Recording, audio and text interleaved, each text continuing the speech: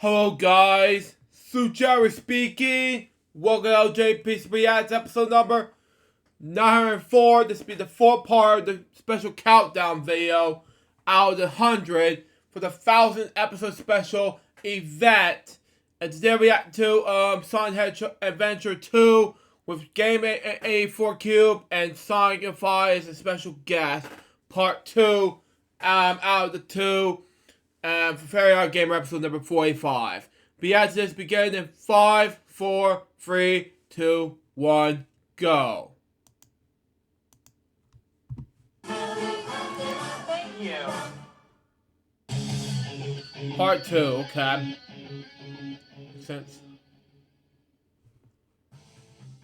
Hello, internet viewers. Hello, internet viewers. I'm the Fairly Odd Gamer. After getting a test message from Sonic a month ago, I decided to review the sequel to my all-time favorite 3D Sonic game. It was only fitting that I review it with DC, knowing that he helped me out on the SA1 review for the channel last year. What's this? Another game reviewer has joined the party? Turns out that Sonicify also has fond memories of this game, while trying not to remember the last time I collaborated with him. Oh my gosh! Is that Sonic the Hedgehog? Looks like he wanted to help us out as well. So far we've covered most of the game's story, as well as some of the gameplay elements. Some were good, but others, not so much. Anyway, we saw Eggman place the last Chaos Emerald into the Eclipse Cannon, only to get a warning alert. Will Sonic and friends be able to save the day? What will become of Shadow? Looks like we're about to find out and talk about the final story of Sonic Adventure 2. Exactly, gamer. Rich informs Sonic and friends that the space colony Ark is about to crash into Earth at a high velocity, which explains why the Ark is vibrating as if they're in an earthquake. Oh, and that video clip from Gerald? It's actually a death threat in which Gerald programmed the Ark to impact the Earth as revenge against humanity once all Chaos Emeralds are placed inside the Eclipse Cannon. Dr. Eggman hands Rouge a disc, which is actually a piece of his grandfather's diary. So allow us to summarize what happened over 50 years ago. During that time, the military, or gun, raided the space colony in order to stop Professor Gerald's research project, that being the ultimate life form, Shadow, which led to the death of Gerald's granddaughter, Maria, therefore driving Gerald to insanity. I do want to point out that according to the game's manual, Eggman and Maria are cousins. But since they both share the same grandfather, that would imply that both of their parents are siblings. Sometimes the kinship between them and Gerald confuses me. But like they always say, nobody reads the manual! So because of this, the Ark was completely shut down, and Gerald had lost everything he had hoped for. See, Spider-Man was right all along. However, Gerald managed to complete Project Shadow and wanted to release it on the world if they wished to fill the world with destruction, which somewhat explains why Eggman released Shadow from the base at the beginning of the game. And this leads to one of our main problems with Sonic Adventure 2. The lack of detail within the game's story. Remember what GC said about having more plot holes in the game? This is why. Which means it's time to play everything wrong with this part of the story in the short amount of time. Kind of reminds me of Family Feud difference. If it was me or the Soundfest comment of my friend Alex Perez and Dennis videos. If you watch this, David and Alex Perez review. Continue on. Gunn recorded Gerald's last words, which told them that he'll get revenge on humanity using the Ark to fall onto Earth. And Gunn does nothing to get rid of it or destroy it. Why? Seems counterintuitive to why you guys raided the Ark in the first place. Plus, it's been 50 years since the Ark's military raid. Since it was Gunn that had the idea to raid the Ark and kill everyone, shouldn't Professor Gerald want revenge on Gunn rather than all of humanity? Seems like overkill if you ask me. Not to mention, Gunn funded the research for the Ultimate Life Form project, weapons and all. So why suddenly pull the plug and have everyone on board the Ark killed in the process? While the game never explains who actually started the raid, I can only assume it was Black Doom, but we're not at that game yet. So if Gerald reprogrammed Shadow to think that Maria wanted revenge on humanity, when did he have the time to do that if Gunn raided the Ark, killed Maria, and arrested Gerald around the same time?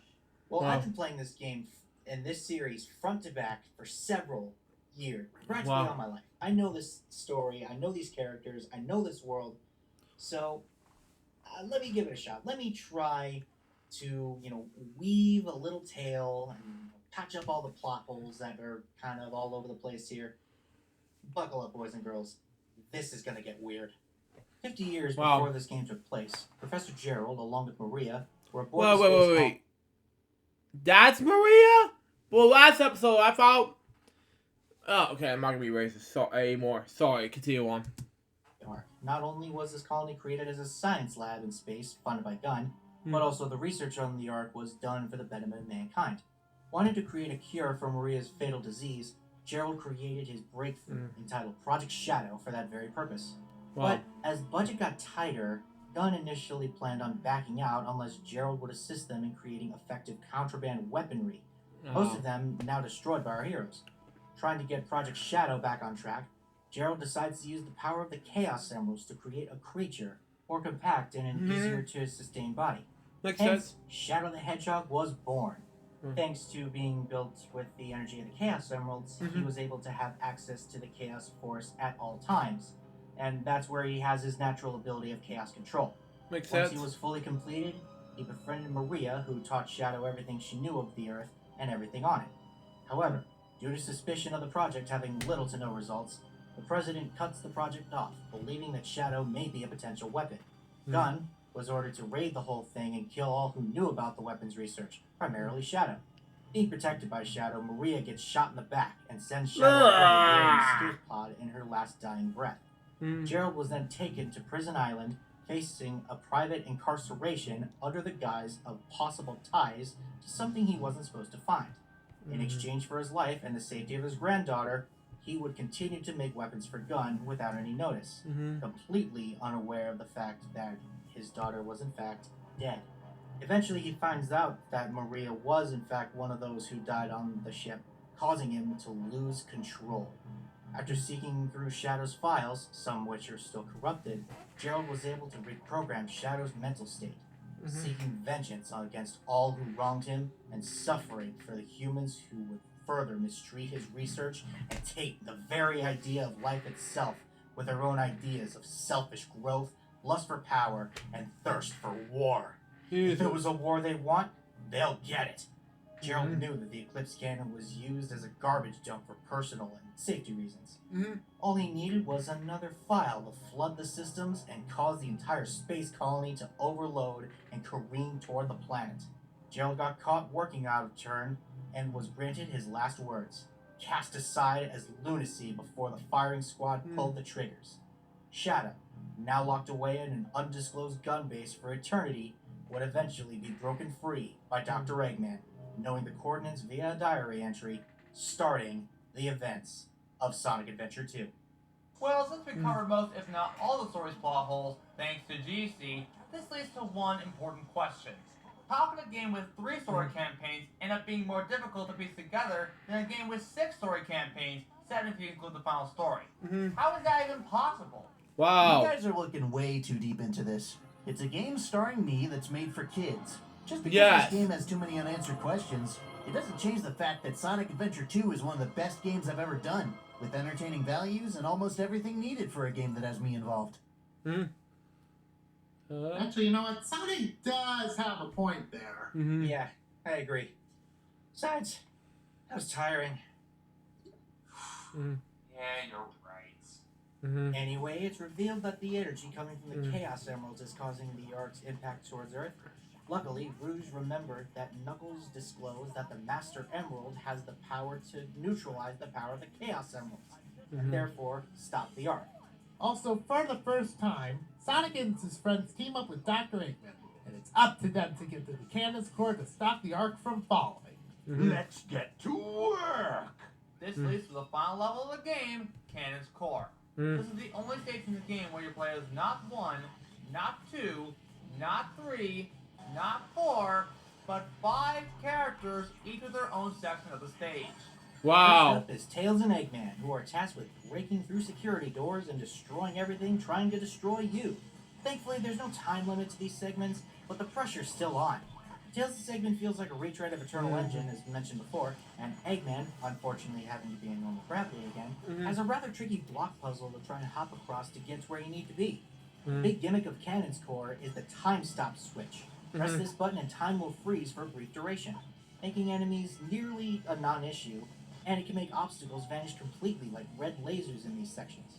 Eggman and Tails have the simplest trek through these stages, so once these stores are blown up with their Vulcan cannons, it's time to move on.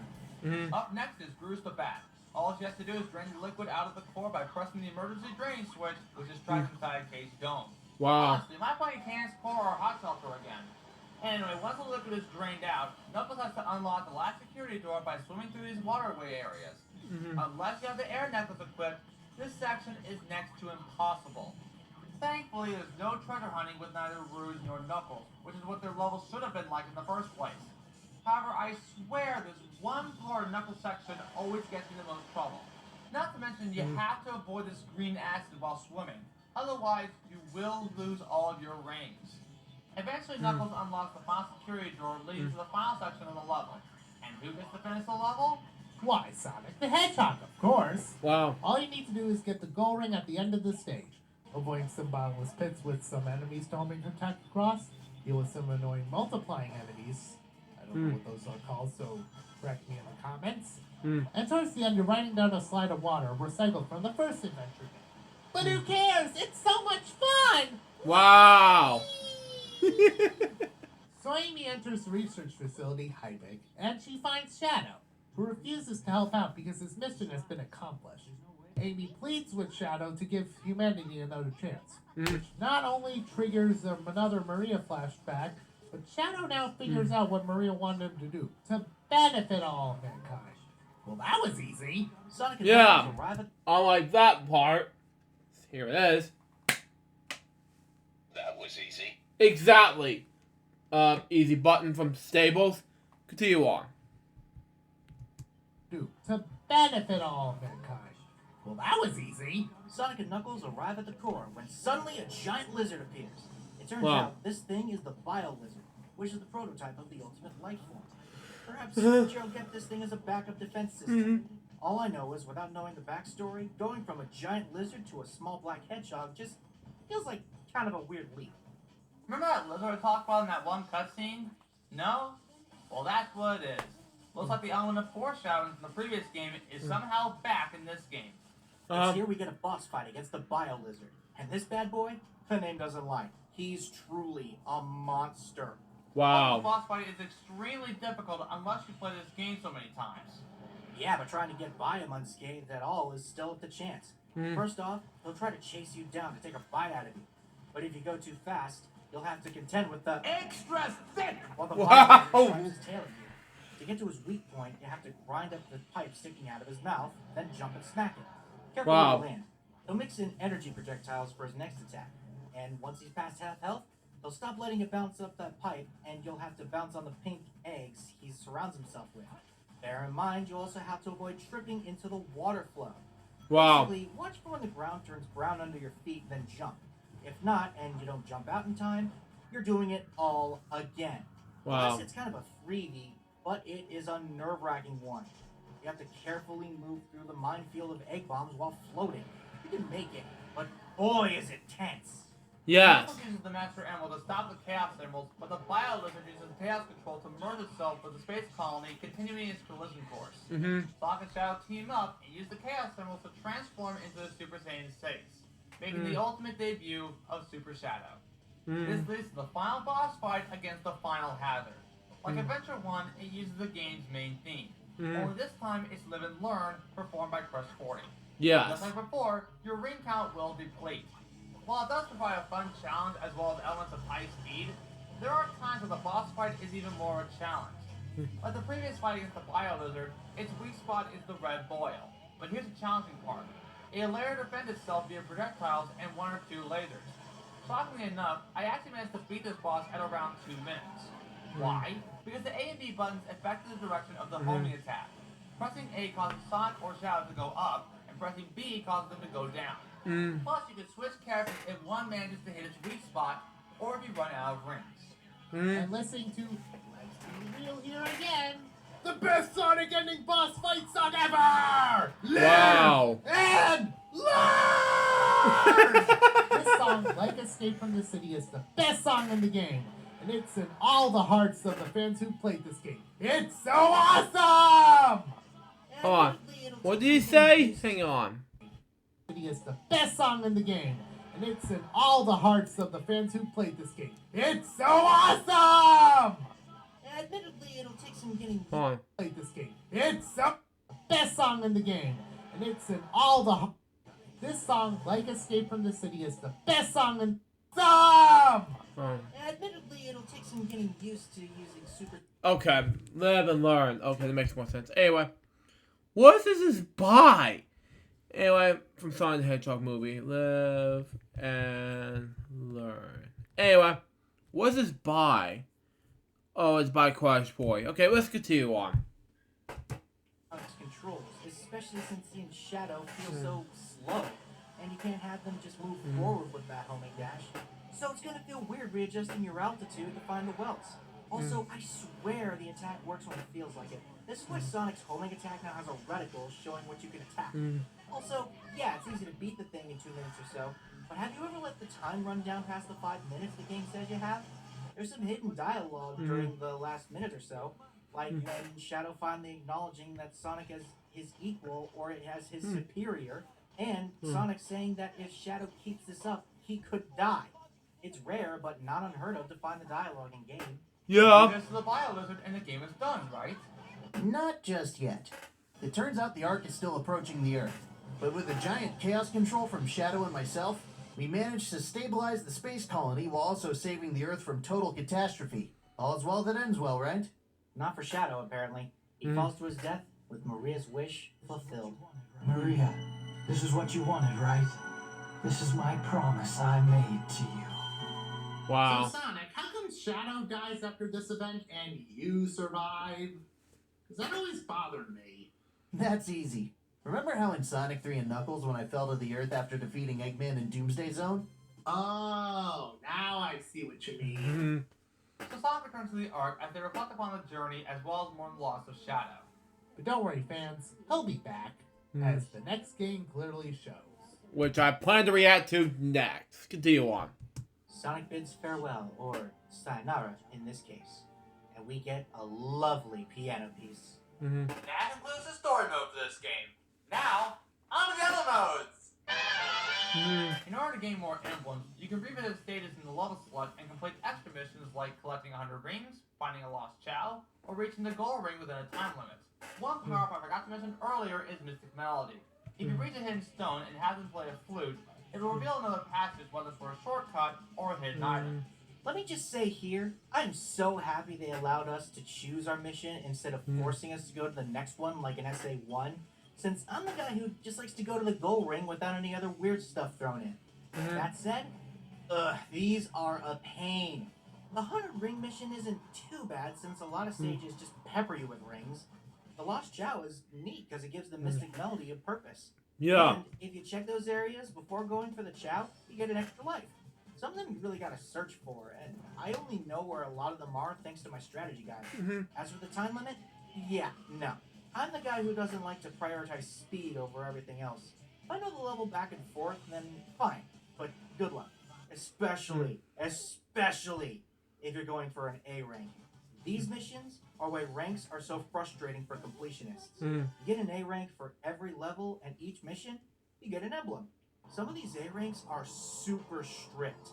I never did it legitimately. I used an action replay to get me a lot of the emblems. Yeah. But even then, there was still a lot of work to be done. Also returning from SA1 is the Chow Garden, which is handled so much better here. In order to gain access to the Chow Garden, you have to find a key located in the stage and complete the level with it. Then, wait a minute, what's going on here? Tails, you lazy... So you can control Tails out of his mech after all. And not only that, he can run kind of fast and can fly. Why can't we have a stage like this instead of whatever that is? Come with it, Peter Pan! Continue on. Oh, wait. You control Eggman out of his mech, too. Yeah, that's weird. Eggman? No. No. Anyway, similar to SA1, you can feed your Chow fruit and absorb properties of the animals found in stages. However, if you want to raise its stats, you have to collect these Chow's tribes, or Chaos tribes, whatever, that are dropped whenever you defeat an enemy. There's not much more to it than that. You can also bring your child to class and have them compete in races, as well as Chow Karate. In Chow Karate, your child faces off against 5 random Chow in a tournament. This is also required if you want the remaining emblems. Your Chow wins if you either defeat your opponent or have more health when the round is over. But there's one thing this game has that's different from Adventure 1, and that is a full-out multiplayer mode. Ooh, can I join in?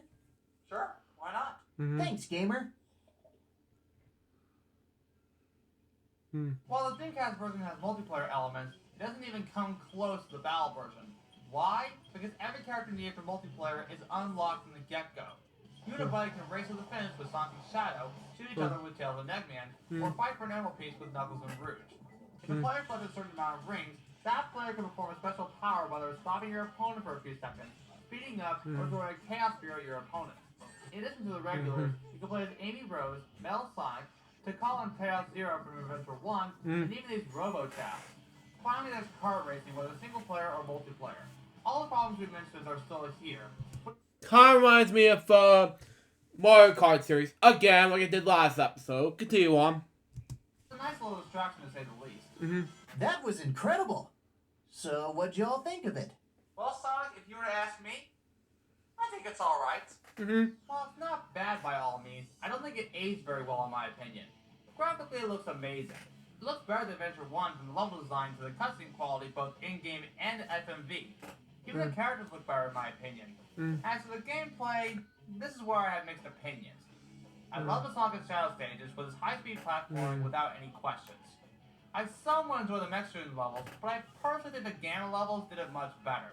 While I like the idea of having a health bar instead of a time limit, I don't think defeating enemies with the mechs is that rewarding to me.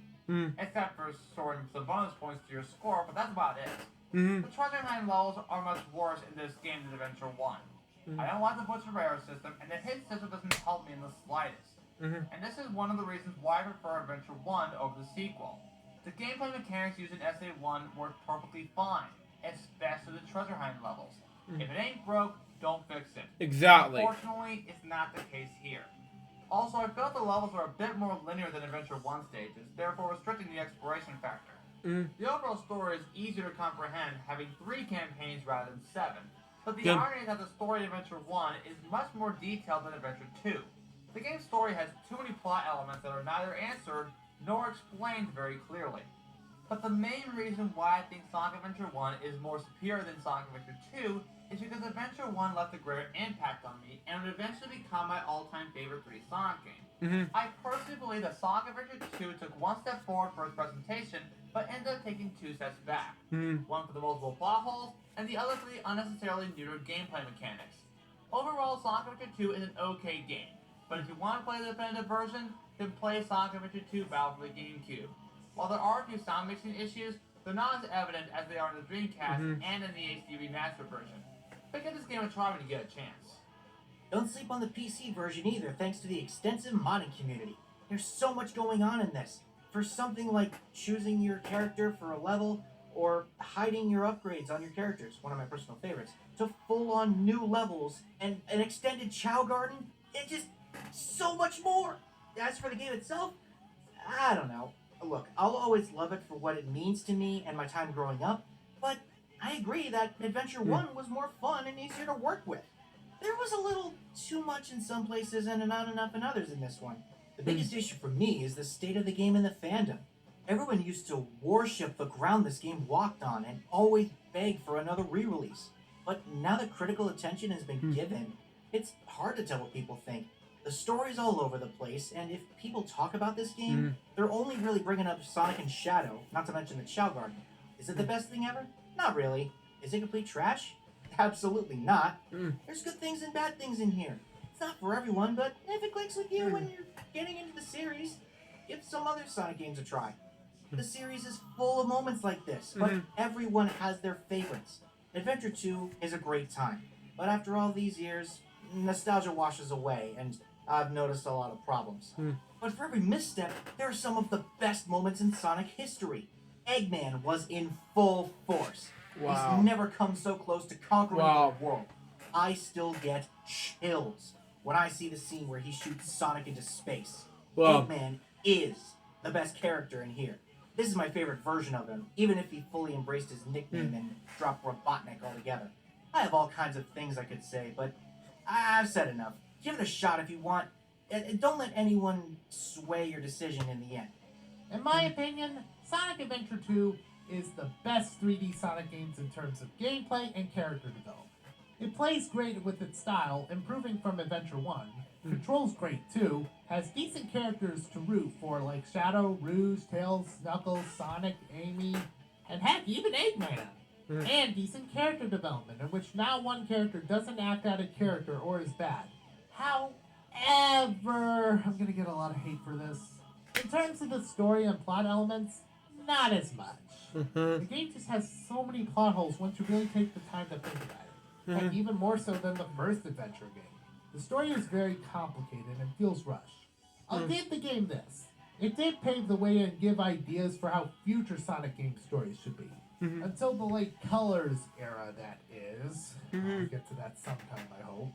There is a reason why Sonic Unleashed is my favorite Sonic game, while Adventure 2 is my best Sonic game, in my opinion. It's because I feel the characters were great in SA2, but it had a complicated story. While in Sonic Unleashed, the characters weren't as good as in Adventure 2, but the story and writing was amazing and very simple. Just defeat the bad guy, save the world, and solve some conflicts along the way. That's all you really need for a Sonic game. So in my opinion, it is a very good Sonic game. I just wish new Sonic games took how Sonic Adventure 2 played and felt with its characters and development, and kept the story simple and well written like in Unleashed. This may potentially be the longest game review I've ever done, but at least it was worth it in the end. Yes. Thanks, GC and Sonic for helping out. You bet, Gamer. Been a pleasure as always. No problem, Gamer. Now, if you excuse me, I have to get my Sonic plush back. Glad you could join in. So, Gamer, what's next on your agenda? You know your birthday is next month, right? Right. So why not celebrate with another one of your games? That's awesome. I'm looking forward to it already. Indeed. I'm the Fairly Odd Gamer, and I wish you all good luck for the rest of your day or night, wherever you are. Take care, everyone. The end. Anyway. How's it going, dudes? Be sure to subscribe and hit that bell icon if you want to get notified for upcoming videos. Also, be sure to check me out on Facebook, Twitter, and Instagram, as well as my character buddies on TikTok and video commissions. Link to those in the description below. Because of the special review, here's Sonic to finish it off. Sonic? Thanks, Gamer.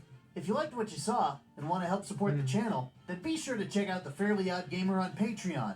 As a supporter, you can chat with everyone who helped out, as well as other fans, have your name in the credits, and even watch some bonus content such as sneak peeks and even early showings of upcoming game reviews. With that said, it's my honor to present this month's shout out to Alexander Bone, otherwise known as Wisdom Toad.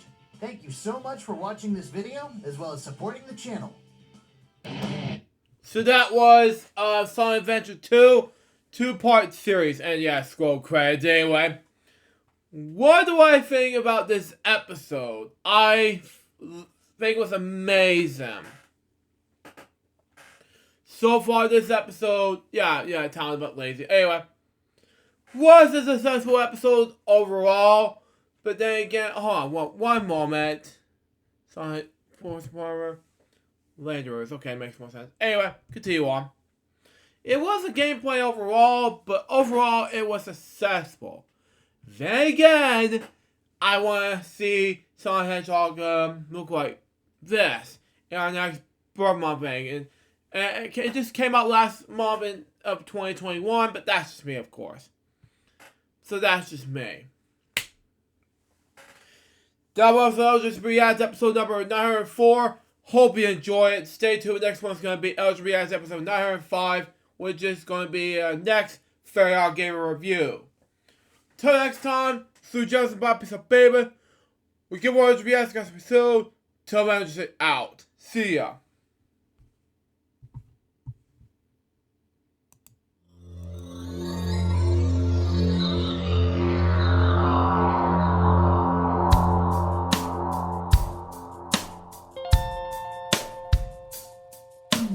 Given unto me this life I'll never take for granted, and given all the time I fail to really understand it, I never was sought to meet the maker of reality, the one who gave the life that which is always happening.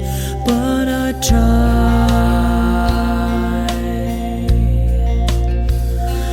all the time.